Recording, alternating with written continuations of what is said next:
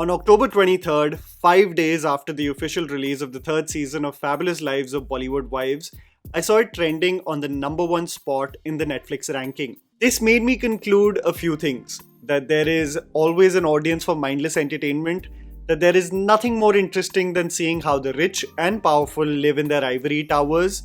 More importantly, everything in this world does not have to be intellectually stimulating. Everything in this world doesn't need to be, अच्छा इसमें मेरा UPSC में क्या फायदा होगा? Something can be absolutely bogus and time pass, and if the intention of the makers is precisely that, then why are we having a fit about it? अगर तुम्हारा intention ही है कि we're going to splash the opulence and wealth in which we live in right in your face while we get into petty and sometimes forced arguments, if the bloody format is only that, isn't the person a clown who is looking for something profound and intelligent and willingly choosing to click on Fabulous Lives of Bollywood Wives? Isn't it hilarious on how people get annoyed of wasting their time binging on 8 episodes?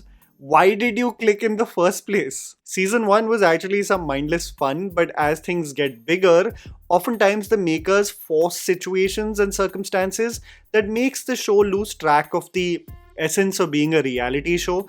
I know it isn't. It's mostly like fabricated and mostly scripted, but still. While initially it was focused on just the drama that will organically take place, it in season 2 had forced comical stalkers who were literally chasing the cast. Of course, entirely scripted. The only reason I tuned in for season 3 was because अपने city का सवाल था यहाँ. There was going to be the OG city battle that seems to take over every discussion on social media. Who is better, Mumbai or Delhi? With the addition of 3 new cast members and seeing how they gel or don't get along at all with the OG cast, I had a few thoughts regarding the show, what was being discussed, what it also clearly tells about the section of the people, and why the format will also carry on, because it's simple. If there are eyeballs of people tuning in, it means that there is a demand and you keep coming back for more. I have lived in both cities, okay? I have lived in Mumbai for about 6 years and I have grown up in Delhi. So I have a love-hate relationship for both cities. You know, what is there not to love about Delhi when compared to Mumbai? Better infrastructure, better roads, better public transport, better food, better real estate prices, and space also. And with Mumbai, there is... the people. You know, on just a personal note, what I have noticed when I discuss the same with peers is that the perception of both cities also comes from a perspective of male privilege. Because while growing up in Delhi, I haven't thought twice about my safety in public places. Whereas when I do step out with my female friends, we always ensure to drop them first at their house and then go home. I remember getting the shock of my life when I stepped out late at night with a friend of mine in Mumbai. And she said bye to me at around like 3 a.m. while stepping into an auto alone. A concept alien to most who grew up in Delhi. So while pragmatically for men it may kick in that Mumbai is comparatively unlivable compared to Delhi, the people make up for so much that is not acknowledged. And you can also ask any woman who has moved from a different city to Mumbai that they wouldn't like it any other way because they haven't felt this liberated, safe and free in any other city. It definitely is not the case of it being as black and white as one would presume. You also do let me know in the comments below. This is going to get really spicy in the comments. Which city do you prefer and why? So the show started, of course, with Delhi doing what it does best. Shosha. An ugly display of its wealth, which is tough for most Mumbai people to get accustomed to. Of the 3 people introduced, I became a fan of Shalini Passi, a character who deserves her own TV show, honestly, because not only her outfits are absolutely ludicrous, but she has such a sense of self, not giving a damn about people's perception of her, which I found thoroughly refreshing. Who knew that over the course of the season, as mostly Maheep tries to be the center of attention, that someone would so casually steal the limelight and become the core reason why this season is even partially entertaining. What became clear to me as I saw the who's who of Delhi appear in this mash ball was that I will never understand the fashion industry, and the introvert in me was curling up in a ball while watching the party because I wouldn't know what to say or do. This made me also realize that there are 2 kinds of rich. There is paisa and then there is andha paisa. And Shalini, especially if you look at her house, falls in the latter category. I must say that all Delhi people may agree that Sundar Nursery has never looked so empty and aesthetic in its entire existence than on this show. The Fab Cafe that they sat in also is one of the most mediocre places you'll ever dine in, but hey, Netflix makes it look good. Trust me, it sucks though. It was cute when the entire gang got together and did the Karwa Chauth Puja together, but when I was seeing the number of card readers, astrologers, mind readers, life coaches, and God knows which experts feature in this show, I wanted to ask you, do you think with success, with opulence, with wealth, does a sense of fear creep in with most of the fear of losing it all? So you surround yourself with as many people who claim to be experts to guide you so that you don't stumble and lose this empire? I sometimes get worried about people with influence and surrounding themselves with life coaches, mind readers, and whatever basically that cannot be defined in a sentence because they just seem like scam artists taking advantage of the rich. I say this also because I saw an episode of Big Boss in passing and I was shocked on how some of these people claim themselves to have legitimate professions while essentially propagating pseudoscience. I hope you know who I'm talking about because it's someone who I really look up to as an artist and they associate with this person and it made me feel icky. Every chance that the makers get, inadvertently, Shalini becomes the center of attention. It's pretty funny also because she claims to be a state level in everything. Archery, athletics, scuba diving, everything she has mastered, which does seem like mostly fluff. But I love the fact that while the entire cast is constantly bitching about each other, Shalini never resorts to the same in the entire season. It made me also conclude that despite their eccentricities, the Delhi girls seemed way more sure of themselves versus the Mumbai girls who seemed to capture the mohalle wali auntie vibes, who just could not let them exist with their unique and different personalities.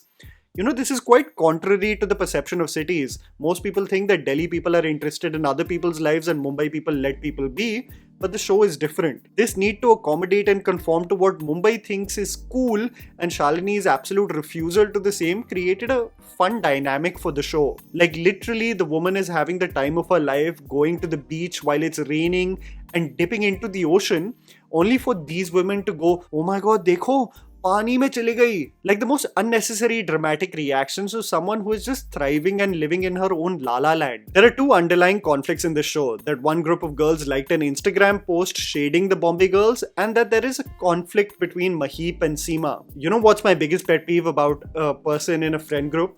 Is that when I tell them about a problem and they say, "Oh, you're going through this. You won't even believe what happened with me." When it becomes the Olympic Games of you communicating your grievances and then they tell you your grievances. And then you're just constantly talking about whose problems are more important. Those kind of friends are huge red flags in my opinion. And you see this constantly with the problem with Maheep and Seema. She tells one problem, the other person tells one problem, and then it's just a nauseating Olympics of problems. Us as middle class or upper middle class folk completely disconnect because the point of conflict is getting sick during COVID and the trauma that it caused. When one person said that they needed them during this awful time, they described the other person saying that it's retrograde right now, so we can't discuss anything. If that were my friend saying कि Mercury का लोचा चल रहा है and I can't speak to you now, I would have whacked them across the face for having the audacity to bring up such BS in the first place. They go on this international trip to Mauritius and discuss aspects like menopause, sex life years into a marriage, which I thought could have been fun and interesting.